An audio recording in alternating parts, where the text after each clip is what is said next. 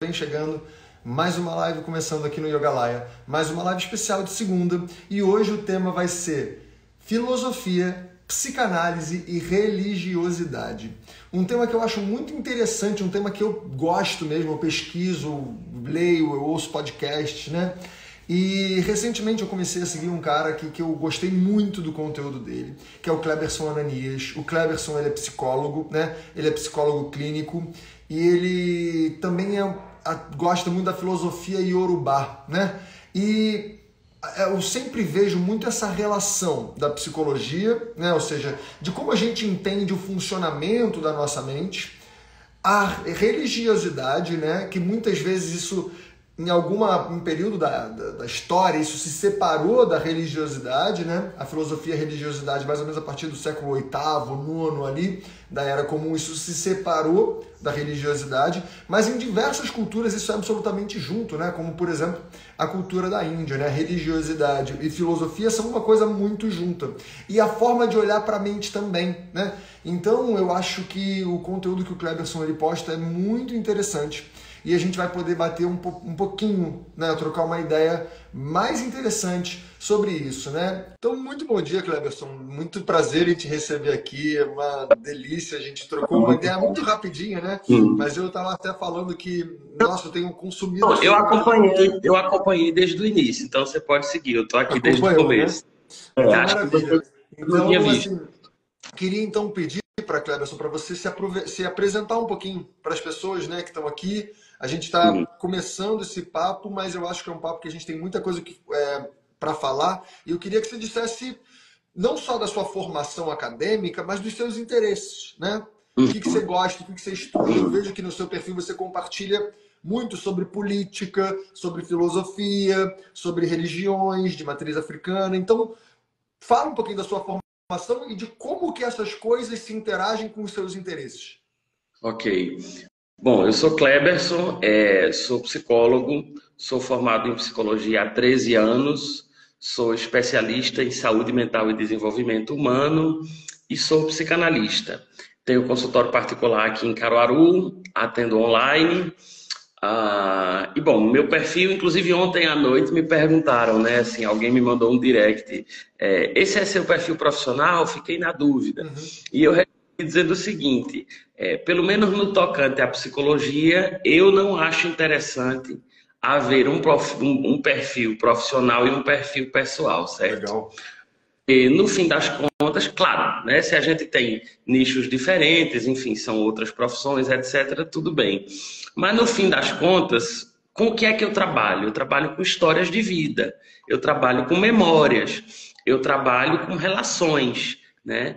E aí, portanto, eu não vou criar um perfil profissional, sei lá, de terno, gravata, sentado no sofá, na poltrona, no divã, falando de teoria, porque Freud, porque Lacan, porque Jung, porque não sei o quê. Eu vou falar de vida, né? E se a gente está numa rede social, eu vou falar da minha vida, né? Claro que aquilo que a gente posta na rede social não reduz a vida da gente àquilo, não se trata disso. A vida da gente é muito mais do que aquilo que se mostra, né? Bom, ali está o perfil onde eu discuto psicologia, cinema, literatura, música, poesia, política e religiões de matrizes africanas, filosofia de uma maneira geral. Essas coisas se entrelaçam justamente porque no meu estilo clínico eu entendi em algum momento que a vida é real, que a vida acontece de maneira real e que eu, na rede social, não é nem que eu não quisesse, é que eu não conseguiria montar um personagem, tá certo? Pra ser aquele cara chato, talvez o barbudo, de chapéu, né? Enfim, com charuto, né? Ou fumando, eu que não fumo, mas para falar de coisas, né? Que ninguém entende, que falasse difícil. Então, de repente, eu fui entendendo que este meu universo das artes, da política e da negritude, como um homem preto que sou, isso poderia ser um caminho para que eu discutisse psicologia, certo? Então eu estou lá com vinis, você vai encontrar vinil, eu vou começar agora em fevereiro falando da Maria Bethânia, por exemplo, que está fazendo 60 anos de carreira esse ano. Vem aí uma turnê nova, ninguém está sabendo, mas vou começar a falar dos discos dela daqui a pouco. Que legal. Então, cinema brasileiro, enfim. Isto tudo se entrelaça porque justamente são memórias, são histórias, são vidas. E nós estamos no Brasil, um país que é diverso, entendeu? Que é plural e que é um povo de muita fé e de muita religiosidade. Claro que religião e religiosidade são coisas distintas, certo? Mas se você tira, por exemplo, o discurso religioso da história da humanidade, você tira, na verdade, o discurso de uma história da civilização. O Cabo de Santo Agostinho se chama Cabo de Santo Agostinho por alguma razão, e aí se você tira o discurso religioso da história, você não consegue entender por que o bairro de Santa Teresa se chama Santa Teresa, por que São Sebastião do Rio de Janeiro é São Sebastião, é patrono do Rio de Janeiro, por que no Rio de Janeiro é feriado, como é que tem o Cristo Redentor, por que a Baía de São Salvador se chama São Salvador. Enfim, você tira a história dos lugares, você tira a religiosidade. Então, de alguma maneira, eu entendi que eu ia trabalhar com histórias, com vivências e com memórias e com vidas, e que essas pessoas são atravessadas pelas mais diversas compreensões sobre Deus, sobre a vida, sobre o transcendente, sobre o invisível, né? Enfim. Então, achei que isso era também uma maneira de fazer psicologia, que não era possível fechar os olhos para isso. E aí, claro, vou falar da minha, que é matriz africana. Né? Muito legal, Cleberson. Muito bom mesmo essa sua abordagem, né? Porque tem um grande amigo meu, né? O Matheus, que é a Dúvida da Vida, ele é estudioso de Ayurveda, né? Que é a medicina tradicional da Índia. E ele traz uma diferenciação entre sistemas, entre um olhar complexo e um olhar reducionista sobre a vida. E isso que eu vou falar aqui não é um juízo de valor, né? Não é que um é melhor do que o outro. Mas, por exemplo, vamos falar sobre medicina, né? Como é que a medicina ocidental moderna vê o corpo? De maneira reducionista. A gente separa as coisas, né? Tem o ortopedista, que é especializado em ombro, e o outro que é em joelho, o outro que é em quadril, tem o gastro, tem o neuro, tem um monte de coisas diferentes, né? Você pegar todas essas coisas separadas e juntar, você não entende a complexidade do que é um corpo humano, né? Porque, assim, o corpo humano não necessariamente atua de maneira isolada as coisas, né? Tipo assim, o meu estômago, quando dói, ele não dói só no estômago, ele dói porque às vezes eu posso estar estressado, porque eu posso ter feito alguma coisa, às vezes eu tô com dor na coluna, dói no estômago, ou tô com dor no estômago, dói na coluna, né? E tudo isso de maneira muito complexa, né? O Ayurveda, por exemplo, é uma forma de tentar entender o corpo de maneira complexa. E a partir do, mais ou menos, do século VIII, IX ali, essas coisas começaram a se separar, né? A partir dos estudos filosóficos, que começaram lá no século II, assim, mas isso eu estou falando de filosofia ocidental, grega, né? Mas, de alguma maneira, você está dialogando também com a filosofia iorubá, que é com a qual eu trabalho, porque o continente africano, e eu digo continente africano para não dizer África, porque a África é um negócio muito maior, né? Mas, de maneira geral, os povos iorubás entendem a concepção de sujeito com essa dimensão que você está trazendo, né? Talvez sem saber disso, mas você está justamente dialogando com essa perspectiva afrocentrada, vamos dizer assim, iorubana, né? Que não entende, que claro, embora fatie por uma questão pragmática, né? Quando você trabalha, você não trabalha no coração. Enfim, embora fatie, compreenda essa grande coisa, né? Que nós somos uma partícula dentro de outra, dentro de outra, dentro de outra, e que uma coisa se repete em outra e se reproduz em outra, e no fim estamos todos conectados, né? Exatamente. E isso é uma coisa que... Pensa nisso. Não, a medicina africana pensa nisso, é isso mesmo. Pode seguir. Então, e aí, a partir desse movimento, né, de um movimento que começou a separar a filosofia de religião, separou política, e as coisas começaram a se separar. E, de novo, não estou criticando, não é um juízo de valor, é só um olhar histórico, isso aconteceu. Tá? E hoje a gente tem essa coisa muito separada. Não, eu não acredito nisso. Não, eu sigo isso. Sendo que, se a gente vai ver, né, até, por exemplo, um ateu tem a sua religiosidade. Ele tem um olhar de como ele se entende perante eu aqui enquanto algo maior. que o algo maior ele fala, eu não dou nome de Deus, mas ele entende que a natureza tem um movimento do universo, tem um monte de coisa ali que ele acredita, né? Que ele não sabe exatamente, mas ele acredita em algumas coisas, né? E a partir dessa crença, e tem a crença, tem a ciência, tem a filosofia, tem a forma de que você entende essa coisa, né? A cultura indiana, que é a cultura que eu estudo mais, né? Ela tem esse olhar muito unido. E eu, do pouquíssimo, tá, que eu vi sobre a cultura do continente africano, ela também tem esse olhar muito junto. Não tem uma separação necessariamente. E eu tive a oportunidade também de viajar para aldeias indígenas aqui, né? Em 2021, eu passei um tempo, fui em 6 aldeias lá no Acre, 6 aldeias bem isoladas, e eu fiz essa... A gente foi justamente estudar a relação da medicina tradicional brasileira com a medicina tradicional indiana. E a gente foi ver os paralelos que existiam, né? E a gente viu que lá também é assim. Não tem separação de filosofia, política, religião. É tudo junto. E aí eu queria que você falasse um pouquinho disso, Cleberson. Isso você falou uma coisa que eu acho muito interessante para a gente esclarecer para as pessoas, a diferença de religião e religiosidade. Eu achei isso ótimo que você trouxe. Vai lá.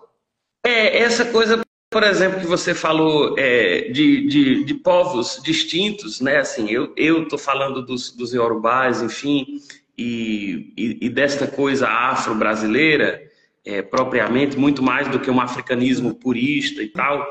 E você falando dos indianos, ao mesmo tempo dos indígenas, tem um mistério, né? E aí eu vou citar o Gilberto Gil, né? Acho que o mistério a gente respeita, né? Mistério sempre há de pintar por aí, né? Muito bom. Essas etnias, claro, hoje com o advento da internet, etc., é lógico que há todo o processo de troca de cultura. Onde há cultura, não há puritanismo, né? Não há uma cultura. Mas é pouquíssimo provável que essas culturas tenham se encontrado lá atrás.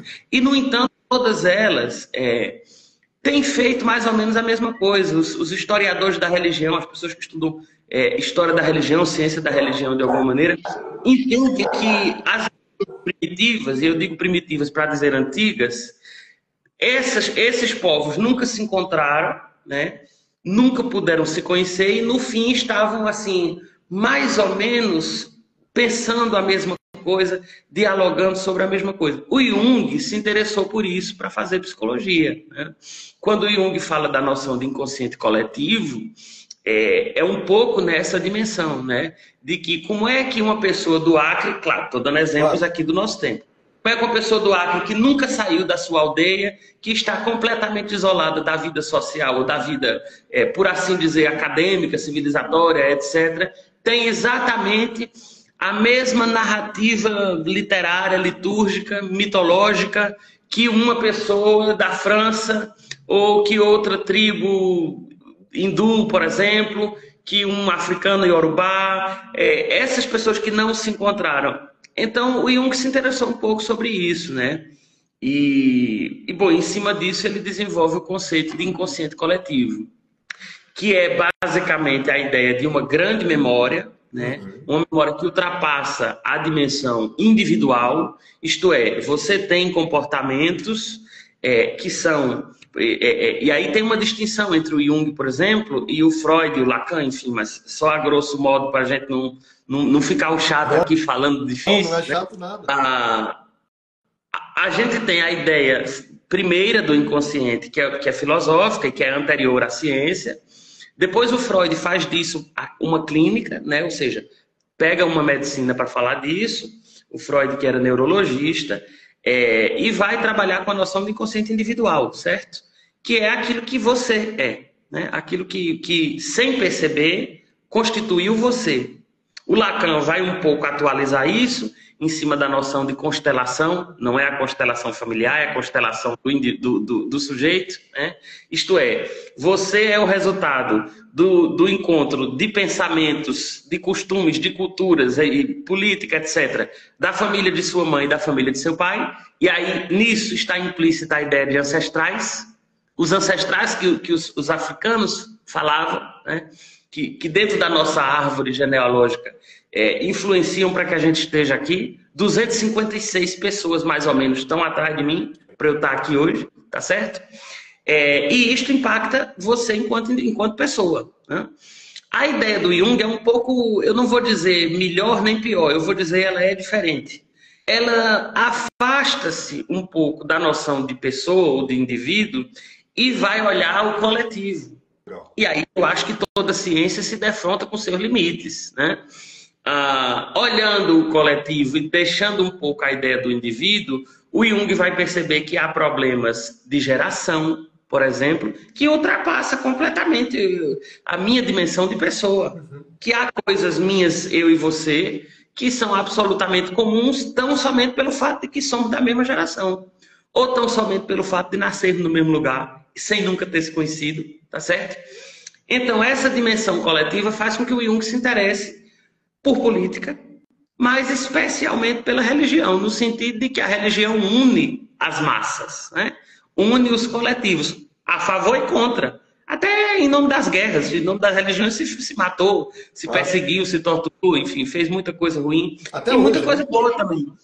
Se construiu igrejas, cidades inteiras, impérios, né? Roma, a Grécia Antiga, enfim. E aqui no Brasil, a coroa portuguesa vem igrejas belíssimas, enfim. Então, em cima disso, Jung constrói o conceito, em cima disso também, né? Não é só.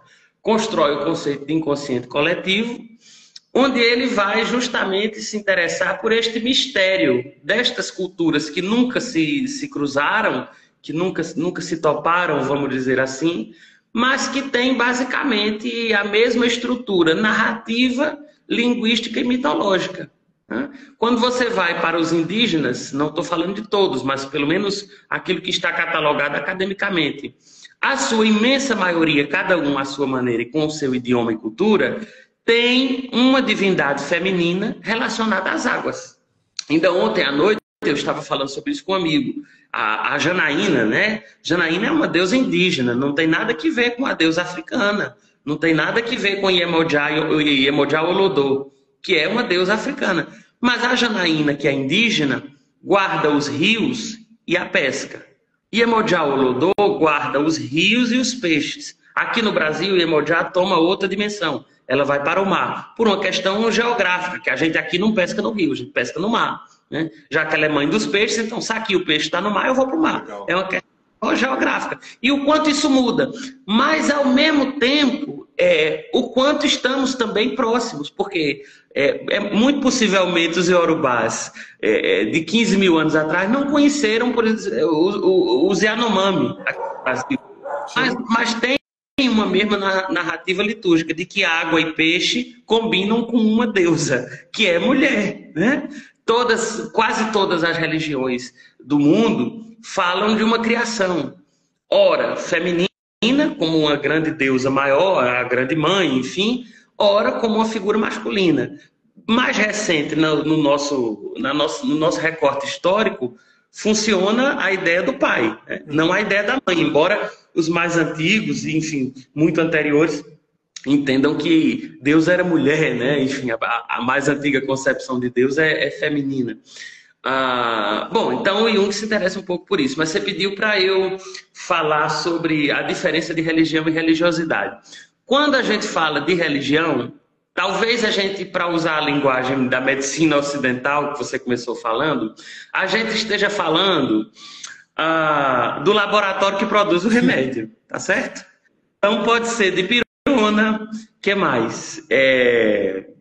Vão pensando aí nas formulações. Tudo, né? Exatamente. Então a gente está falando do laboratório de medicamentos, certo? Isto é religião, é a marca do perfume. Eu brinco dizendo assim, Natura ou Boticário. Legal. Né? Legal. Então são marcas. Assim, é o slogan, é o que você põe para vender. De onde você é? Eu sou da Universal. Eu sou católico. Mas católico da onde? Romano, ortodoxo, sírio, ortodoxo? Enfim, quando você fala de religiosidade, você não necessariamente precisa de uma religião, certo? A religiosidade pode estar dentro da religião, mas pode também não estar. Porque a religiosidade, e aí a palavra religião, ela tem duas origens, uma que é o religere e a outra que é o religare. São duas origens, embora a palavra seja do latim, as duas origens, elas têm sentidos completamente diferentes. Sim. Porque o religare significa que alguma coisa foi desligada.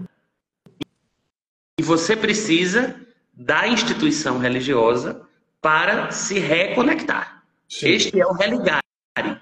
E esta é a origem da Igreja Romana Católica, a partir desta noção, da noção de pecado, que o pecado original desliga os homens, a raça humana, de uma conexão profunda com Deus. Essa é a base da Igreja Romana, né? E de todo o cristianismo ocidental, pelo menos.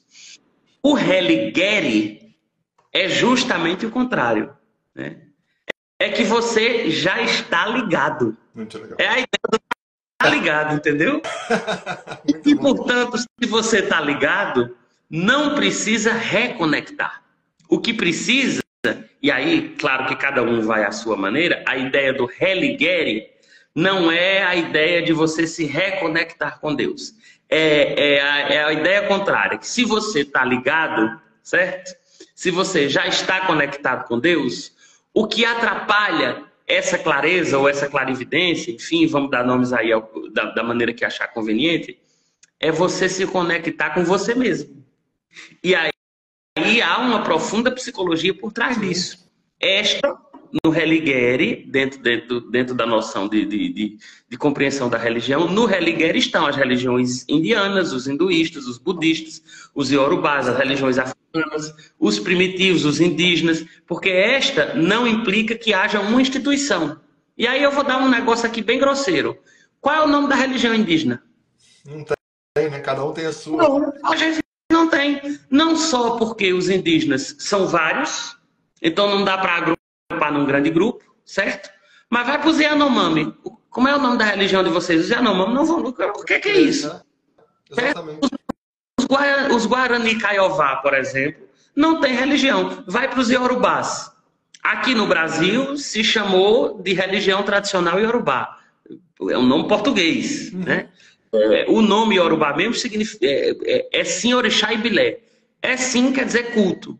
Orixá e bi quer dizer nascer, ilé é terra. Então quando você pensa o sim orixá e bilé, que é o nome da religião tradicional Iorubá, um culto de orixá nascido na terra. Quando você traduz, não é um nome para dar uma religião, né? Então vai lá nos Bantu, no Congo, Angola, enfim.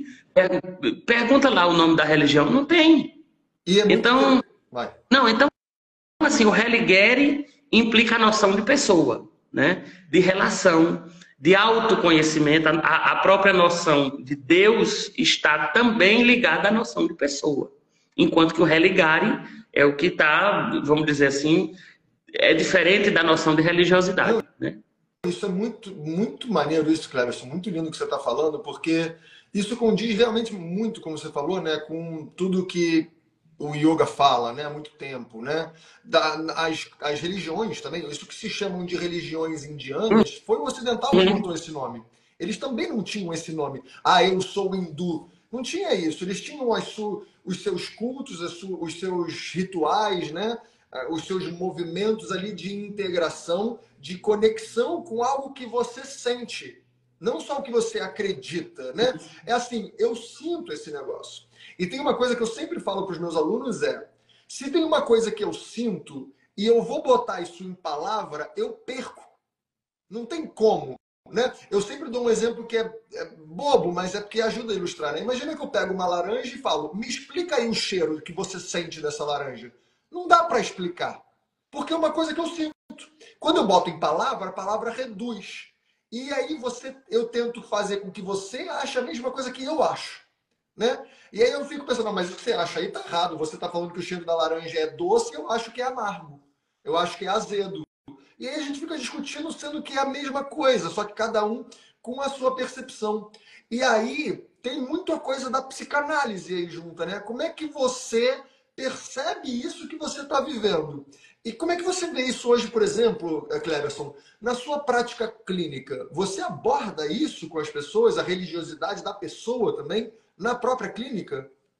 Olha só, eu tenho 13 anos de clínica e acho que ao longo desses 13 anos eu atendi apenas 2 pessoas que eram declaradamente ateus e que, apesar de serem declaradamente ateus convictos, se interessavam pelo discurso religioso enquanto cultura. Claro. O meu pai é absolutamente ateu, absolutamente interessado, né? E na clínica, todo o resto, ao longo desses 13 anos, assim, daqui para frente, não sei, mas posso falar até aqui, né? Todas as pessoas que eu atendi foram atravessadas pelo discurso se não de religião, mas de uma religiosidade.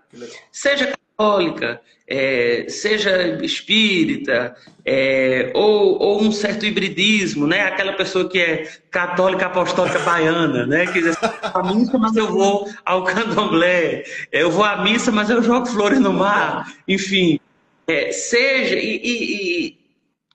E aí, na clínica, isso ficou muito claro, essa separação entre religião e religiosidade.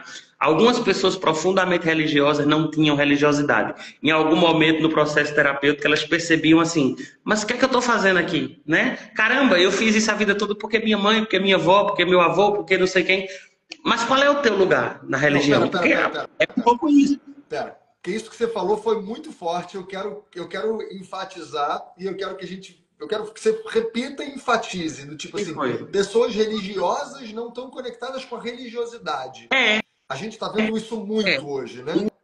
Exatamente, assim. Fala mais fundo nisso, porque eu acho importantaço isso. É um fenômeno de massas, certo? E aí eu vou para a noção do inconsciente de Lacan, que eu comecei a live falando disso, que é a noção de constelação. Né? Não é a constelação familiar, mas a constelação da pessoa. A avó cria a filha, que a filha cria a outra, que cria a outra, que cria a outra. Eu estou pensando aqui numa lógica do matriarcado, tá? E vamos todo mundo à missa, né? E isso vai lá da tataravó, tá certo? No domingo, vamos à missa, comunga, etc, etc, etc, etc. E não é só ir à missa, né? É também todo um costume cultural que está por trás. É toda uma carga de costumes e hábitos e, portanto, de relações, de organização social, etc. E a pessoa, de repente, está lá na missa e, sei lá, é envolvida em movimentos religiosos, etc, etc, etc. Mas o processo terapêutico tem a ver com cuidar da pessoa, né? Então, naturalmente, a gente vai mexer nas caixinhas. Enfim, não tem como. Mexendo em uma dessas caixinhas, a pessoa se percebe, e isso acontece muito, que no final ela nem acreditava naquilo tudo. Sabe? Total. Assim, só um exemplo bom, assim, aquela coisa de que assim, o inferno existe e eu faço isso porque eu tenho medo de ir para o inferno, né? E aí tá bom, vai lá, 10, 15, 20 anos da vida passou, e daqui a pouco a pessoa chega num ponto que é assim, mas peraí, mas Deus é tão bom, né? Ou a noção de Deus, a grande maioria é que Deus é bondade, etc. Mas o inferno, né? Aí a pessoa vai perceber assim, mas peraí, tal lugar, tal religião que é mais antiga que a minha, não tem a noção do inferno. Peraí, será que isso é verdade mesmo? No fundo, eu não acredito que as pessoas vão para o inferno. E é a base da doutrina católica. Estou dando aqui um exemplo, né? Assim, a doutrina católica, dos evangélicos no geral, alguns pelo menos, não todos. E aí a pessoa de repente percebe que no fim ela entendeu, assim, sempre acreditou que o inferno não existia. Mas ela sempre teve medo do inferno porque mamãe disse, porque papai disse, porque não sei quem disse, porque todo mundo vai dizendo e daqui a pouco todo mundo disse e eu vou repetindo que eu nem sei. Né? É um movimento absolutamente cultural, né? Isso é cultura. Exatamente, exatamente. E que, portanto, eu estou dentro de uma instituição religiosa, mas não pactuo daquela religiosidade. No Brasil, aqui, isso é muito comum, por exemplo, hoje, a sua imensa maioria dos católicos acreditam em reencarnação. Sim. Que interessante, né? O padre, mas dizem isso para você, dizem isso para mim, dizem isso para seus vizinhos, seus amigos. Eu sou católico, mas existem outras vidas. Isto contradiz a doutrina católica. Não estou dizendo que um lado ou outro não é um juízo de valor. Mas como se pode ser católico e crer na reencarnação? Certo? Porque a base da instituição romana não é esta. Entende? Então, pessoas estão inseridas na religião sem uma conexão com a religiosidade. Às vezes o contrário também, né? Essas pessoas que não vão a rituais religiosos, não participam de nada, estão em casa, vão lá, trabalham e etc. Eu tenho um grande amigo, assim, ateu convicto, que ele fala assim, Não acredito em Deus, acho que quando a gente morre acabou tudo. Isso é terrível para mim, porque vou para o enterro de fulano e não tenho para quem pedir, né? Porque, assim, vou lá, choro e acabou, mas eu não tenho para quem gritar, né? Meu amigo diz isso. E ele diz assim, no entanto, quando eu saio do enterro, que eu volto para a minha vida cotidiana, eu não vou fazer mal ao meu vizinho, não é porque Deus castiga, é porque isto não é conveniente. Isto é uma noção de religiosidade que não está dentro da religião, certo? Nós somos um país massivamente cristão, não necessariamente católicos, mas somos um país maciçamente cristão, e que quando você vai para a figura histórica do Yeshua, ela é completamente diferente do Cristo romano. Total. Né? O Yeshua não tinha uma religião, não era católico, diga-se de passagem. Né? Era um homem judeu, e aí qual era a religião dele? Não há, porque os judeus é uma etnia. Cultura, né? Assim como exatamente, é um povo, é um povo. É isso. Né? Então, Yeshua, homem judeu, histórico, figura real, não tinha essa preocupação institucional. Né? Eu brinco muito dizendo assim, o Yeshua judeu arrumou confusão com quem? Com quem era da igreja, tá certo? Com o Supremo, com o sumo sacerdote, com os chefes de Estado, com o pessoal que era líder religioso. Agora, nem com puta, nem com ladrão, nem com político corrupto, nem com cobrador de impostos, certo? Maravilhoso, maravilhoso. E isso, cara, isso é muito legal, porque eu acho que isso abre muito a nossa cabeça para mostrar que, e é uma coisa também que a gente fala muito dentro do yoga, né? A gente não é tão livre assim nas escolhas. As nossas escolhas, é como você falou, essa coisa da constelação, né? Eu tô sendo empurrado por uma massa gigante de cultura, de história, dos meus antecedentes, de tudo aquilo que eu vivi, né? Dos meus condicionamentos, dos meus padrões, dos meus hábitos. Então, quando eu vou fazer uma escolha, essa escolha não é livre. Ela está absolutamente vinculada, como você falou, à minha geração, ao lugar que eu nasci, à cultura que está em volta de mim, a como os meus pais reagiram, aonde eu estudei, aonde eu não estudei, ao que eu tive contato, ao que eu não tive, né? É claro que ao longo da vida a gente vai fazendo modificações, isso é claro, certo? Sei lá, minha mãe podia gostar de Roberto Carlos e eu não gostava, por exemplo. Em algum momento eu escutei Roberto Carlos, no outro momento, sei lá, eu vou para Lady Gaga, por exemplo, né? Mas ela ter ouvido Roberto Carlos certamente influencia. Exatamente. Não é livre, não é zero. Né? Eu estou escolhendo isso aqui do zero. Né? E eu também não vou exatamente para a margem oposta. Exato. A gente tem limites. Por exemplo, o conceito de karma, né, que vem da cultura indiana, né, é o que a gente chama de karma, né, no Brasil, é um conceito que muitas vezes ele é passado de maneiras equivocadas aqui. Né? Muitas vezes se age como se fosse um fardo, que aí é um conceito bem errado mesmo. Meu marido é o meu karma. Né? Isso é um conceito bem errado, mas eu acho que é engraçado.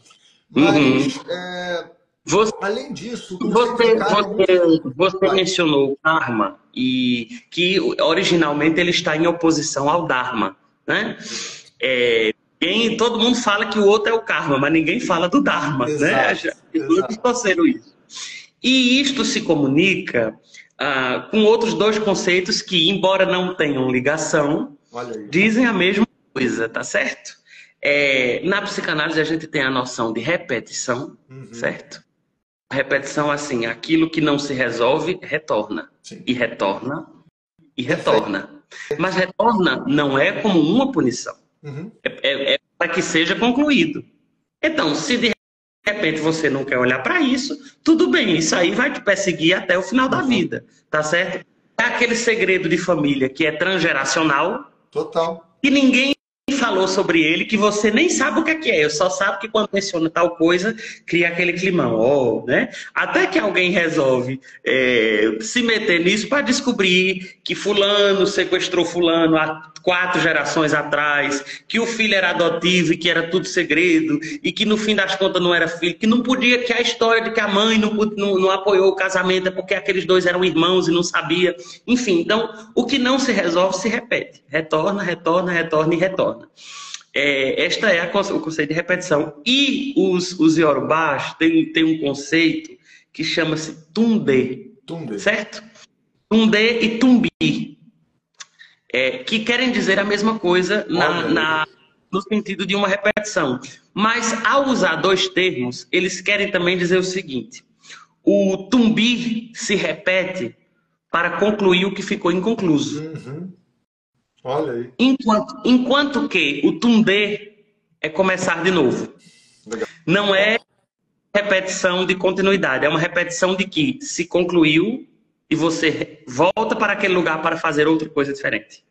Que legal. Existe exatamente essa mesma diferenciação dentro do sânscrito, que é o Kriya e o Karma. Né? O Karma é essa coisa, é um movimento sempre para frente. O Kriya é uma coisa que se completa. Pronto. Então a gente pode pensar que o Tumbi é um retorno, talvez é grosseiro dizer isso, mas talvez para trás. Sim. Enquanto que o Tunde é um retorno para frente. Então esse Tunde seria o Karma e o Tumbi seria o Kriya, né? Isso é muito... Olha só, de novo, a gente fala do inconsciente coletivo. Possível. Onde é que eles se comunicaram? Não se comunicaram. Não é possível. Exato. E a coisa que eu acho que é interessante, que quando você falou do Karma e do Dharma, né? Então, o Karma é essa coisa que é um movimento que ele também, o que a gente, quando vai estudar mais fundo, assim, a filosofia indiana, né? A gente vê que o Karma, ele não é simples. Não é uma lei de eu cuspo para cima e cai na minha cara. É assim, eu cuspo para cima, mas depende de como está o vento, depende se passou um gavião em cima de mim e pegou o meu cuspe, depende se eu fui empurrado. Então, não é só a minha ação que influencia, é o meio inteiro. Então, o karma, ele não é só meu, ele é tudo nosso, é tudo junto. Né? Sim. Isso é perfeitamente comunicável com a noção de constelação, mas também com a noção de ancestral. Total, exatamente. Não só ancestral, mas o ancestral e a comunidade agora. O ancestral no sentido maior mesmo, não é a pessoa, sim. Né? Porque, como eu falei, a gente tem 256 atrás da gente. Mamãe e papai, aí aqui 2 casais de avós, na verdade 4, com 2 avós maternos, 2 avós paternos, 8 bisavós, 3 avós e vai atrás, meu filho.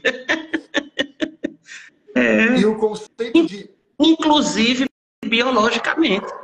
Não é, sim, não é só na dimensão psicológica, política, social, econômica. É biologicamente. Sim. E é muito interessante, né, usando isso, que muitas vezes a pessoa fala, isso é minha genética. Mas, na verdade, é o hábito.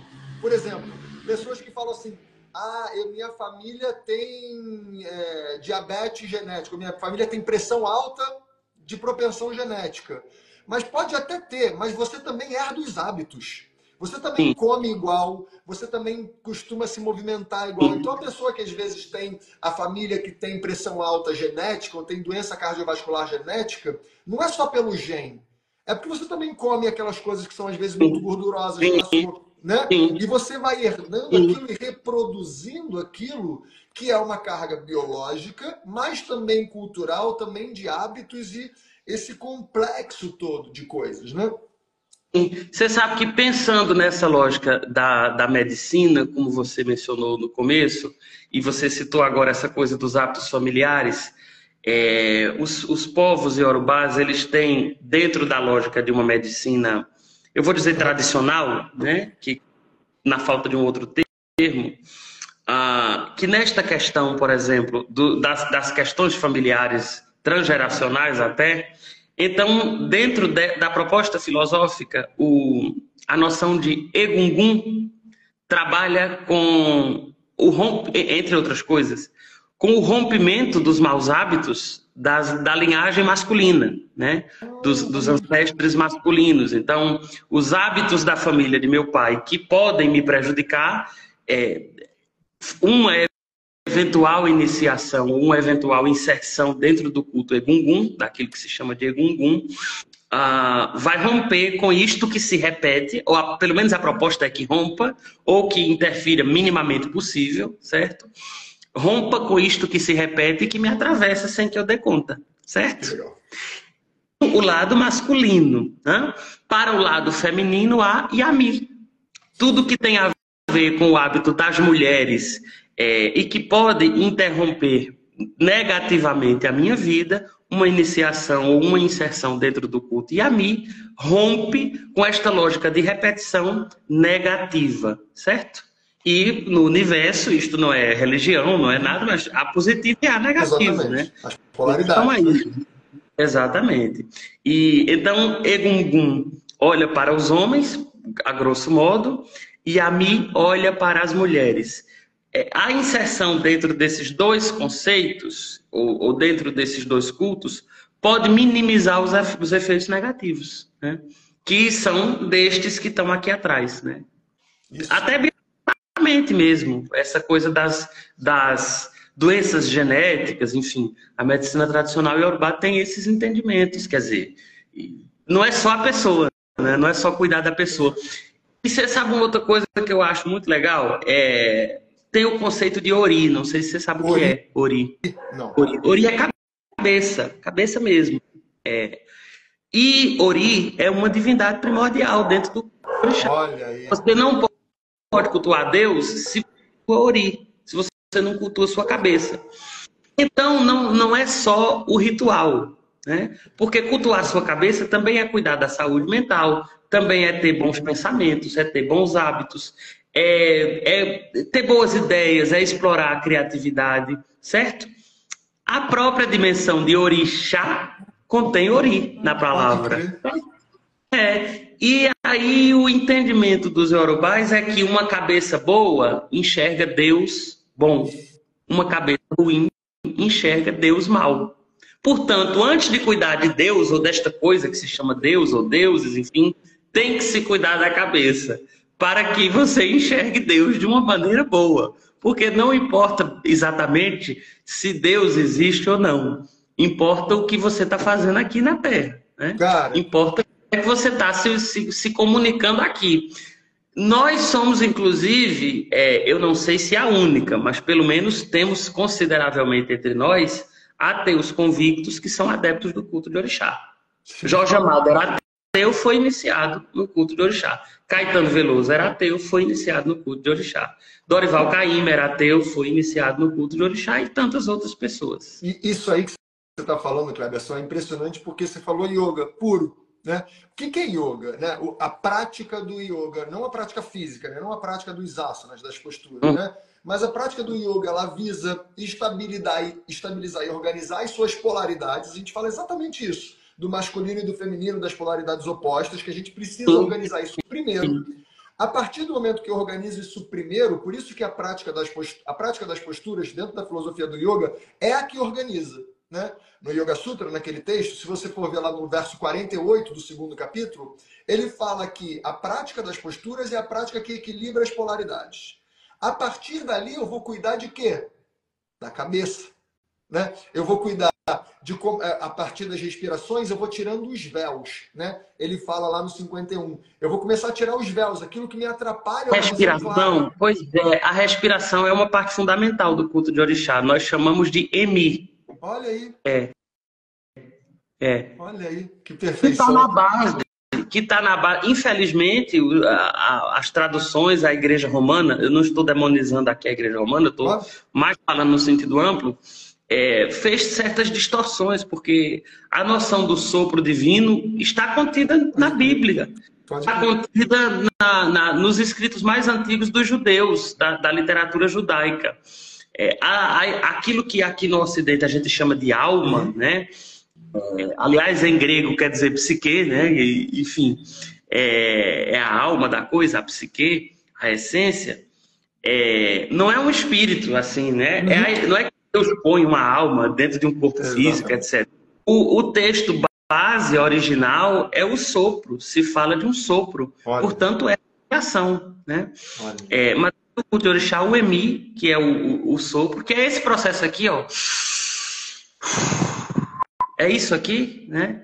Isto é a presença de Deus. Olha aí. Morrer para nós é tão somente perder essa capacidade de respirar. A gente fala exatamente isso, né? Quando a gente nasce, a gente dá uma inspiração, a gente puxa, e quando a gente morre, a gente dá o último sopro, né? E olha que Tem uma divindade que nós chamamos Ofuru. Aliás, tem um negócio que chama Sofuru, acho que no Japão também, né? Mas é outra coisa diferente. Mas o que nós chamamos de Ofuru, que é uma divindade masculina, é o ar atmosférico.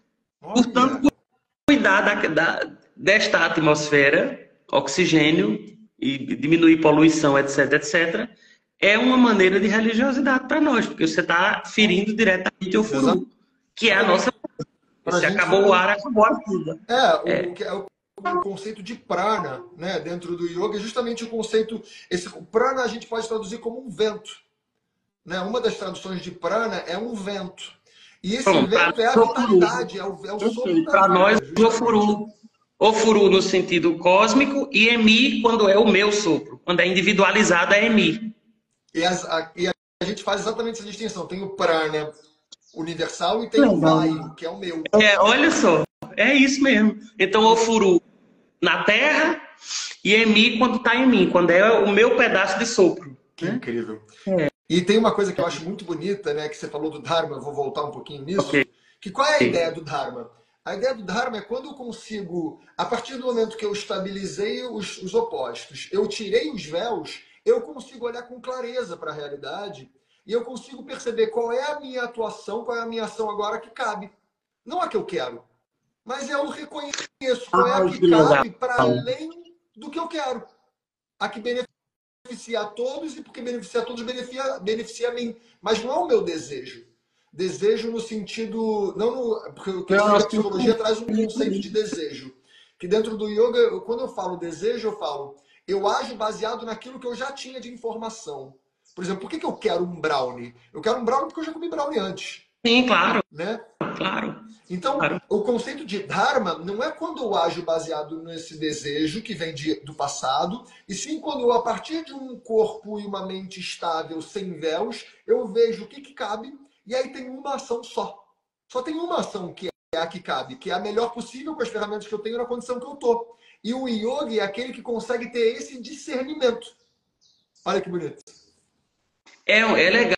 Você já me fez pensar no conceito de Ipim, né? Aí. Dentro da proposta Yorubá quer dizer destino, mas não é destino no sentido grego, de que você veio cumprir um destino e etc, e tem que ser aquilo, e também não é o destino no sentido católico, de Deus dar o destino, de Deus dar, né, enfim, aquela coisa do Deus dará, e se Deus não deu, não vai dar, enfim.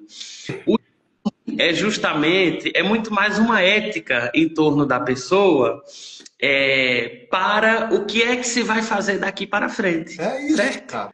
E quando a gente fala do culto de orixá, nós temos, dentro dessa ideia de polaridade, o orixá seria o lado positivo e a Jogum é o negativo. Então, a gente tem, para cada Jogum, para cada dificuldade na vida, um orixá correspondente. Então, nós temos o Adjogum, a injustiça. Então, tem um orixá que promove a justiça. A impaciência. Então, tem um orixá da paciência. A perda financeira. Então, tem um que traz a prosperidade. A infertilidade. Então, tem o outro que é da fertilidade. Então, o Adjogum negativo, o orixá o positivo. Quando a gente fala do culto de orixá numa lógica, isso está para além das instituições. Claro, tá? claro. Assim, dentro de uma perspectiva filosófica, inserir-se ou iniciar-se no culto de orixá enquanto uma ética, né, da pessoa, enquanto uma proposta psicológica até, em torno da pessoa e das relações, tem a ver com... Eu vou usar o termo garimpar, por falta de outro melhor. Tem a ver com garimpar o que é que de fato é meu. Essa coisa de por que eu quero brownie, por que eu estou tentando passar no vestibular de Direito? Por que faz 10 anos que eu terminei a faculdade, estou tentando passar na OAB e não cheguei, certo? Por que eu estou há 20 anos tentando o concurso do Tribunal de Justiça, por exemplo? Né? Isto é meu mesmo? Né? De onde é que nasceu isso? Onde é que vem esta coisa que eu quero ser? Porque no fim, isso que me cabe mesmo ou eu estou seguindo coisa que não é minha, né? E dentro desta noção de Ipim, onde a gente tenta neutralizar ao máximo, como eu falei, tudo que há de negativo e positivar ao máximo o que há de positivo, a gente faz um garimpo, vou botar uma aspas aí, né? Para que a pessoa se alinhe justamente com o seu IPIM, com o seu destino, no sentido de que qual é a finalidade de eu estar aqui? O destino é o conceito de Dharma. É uma finalidade, certo? Então, eu estou aqui como psicólogo. Eu estou aqui para cuidar da cabeça das pessoas. O sacerdote de orixá vai cuidar da cabeça das pessoas no sentido religioso. O psiquiatra cuida da cabeça das pessoas no sentido médico. Mas o que é que eu vou fazer com a psicologia daqui para frente? Como é que vai ser isso, né? Qual é a minha relação com o dinheiro? Eu topo tudo com o dinheiro, né? Sabe, assim, então vou me corromper? Então o IPIM tem a ver um pouco com a melhor coisa a ser feita naquele momento, dentro do que eu posso, e a partir disso conseguir que o meu destino se realize, o destino no sentido de finalidade, né? Qual é a finalidade desta coisa? E, portanto, atribua um sentido à minha existência, porque daqui a pouco acaba. É isso. Cara, eu estou impressionado assim com essa live, o quanto que a gente conversou sobre... É isso que você falou, né? Essa coisa do inconsciente coletivo, né? É impressionante, né? Como realmente a gente vê que é o mesmo bicho olhando para a mesma realidade, só que de pontos de vista diferentes, né? Então, é muito incrível, assim. Cleberson, a gente já está chegando em 1 hora de live, assim, então dava para ter muito, assim. Eu já quero te chamar de novo para a gente bater. Não, a gente vai fazer. A gente vai fazer muito, vai ser legal. A gente vai fazer muito. Eu queria só te dar esses últimos 2 minutinhos para você falar como é que as pessoas te acham, se as pessoas quiserem se atender com você, conversar com você, se tem site, redes sociais, por onde... O Instagram é esse aqui, certo? @KlebersonAnias, tá certo? Podem mandar direct pelo Instagram, podem me acionar pelo WhatsApp. Acho que o Instagram é uma ferramenta primeira, porque é boa para a gente ver o estilo da pessoa, o que é que a pessoa discute, pelo que ela se interessa. Havendo interesse, estamos aqui, né? As pessoas me perguntam muito assim, voltando para aquela pergunta inicial, é um Instagram profissional? É pessoal? E eu sempre brinco que eu digo assim, se eu trabalho com histórias de vida... Então, eu não vou estar aqui na rede social discutindo teoria, eu vou estar falando da vida. Então, se alguém acha que o que eu discuto é interessante e isso desperta uma vontade de ser cuidado, porque não é atender, né? Perfeito, vai ser atendido. Não, vou atender, não. Atender, eu atendo o telefone, né? Alô, né? Aliás, a gente nem diz mais alô, né? E olha a minha geração. A gente atendia telefone assim, ó. Olha o dilema da geração. Hoje a gente atende aqui, né?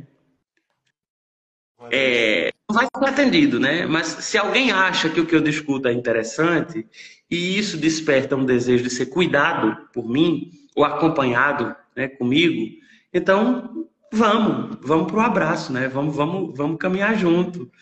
Um processo terapêutico é uma caminhada juntos, né? Enfim, a rede social é essa aqui, @KlebersonAnias, é só entrar em contato. Maravilha. Não tem... Para quem não segue ainda o Cleberson, aqui onde tem o título, tem uma setinha para baixo. Você clica nessa setinha, vai aparecer o meu Instagram dele. É só clicar ali para seguir ele, manda mensagem e, Cleberson, a gente certamente vai conversar muito mais. Eu amei. Vamos. Um beijo para quem perguntou, essa live vai ficar salva assim, agora mesmo. Eu já vou botar essa live no ar. Cleberson, vou compartilhar com você se você quiser aceitar para os dois perfis. Claro, sim. Né? Eu agradeço, assim, gigante por esse papo, pela abertura, pelo sorriso, pelo sotaque. Maravilhoso. Maravilhoso mesmo. A gente fala. Uma ótima semana para todo mundo. Eu amo começar a semana com esses papos assim. Um beijão. Beijo. Tchau, tchau. Até a próxima.